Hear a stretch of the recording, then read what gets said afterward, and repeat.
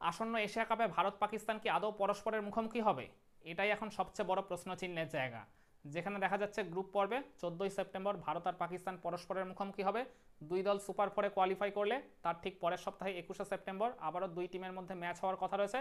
আর দুই টিম যদি ফাইনালে কোয়ালিফাই করে তাহলে 28শে সেপ্টেম্বরের ওই মেগা ফাইনালে আবারও ভারত পাকিস্তান মহারণ আমরা দেখতে পাবো।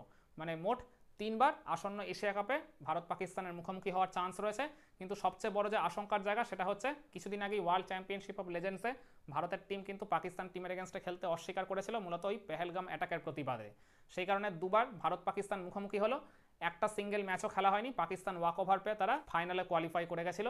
তো সেই কারণেই আশঙ্কা করা হচ্ছে যে এই আসন্ন এশিয়া কাপেও এরকম কোনো ঘটনা ঘটার চান্স আছে কিনা। কিন্তু এমিরেটস ক্রিকেট বোর্ডের সিইও জানিয়েছেন এটা যেহেতু কোনো ফ্র্যাঞ্চাইজ বেস টুর্নামেন্ট নয়, একটা ইন্টারন্যাশনাল ম্যাচ, একটা মেজর টুর্নামেন্ট এশিয়া কাপ, সেই কারণে এশিয়া কাপে এরকম অনাকাঙ্ক্ষিত ঘটনা ঘটার সম্ভাবনা প্রায় নেই বললেই চলে।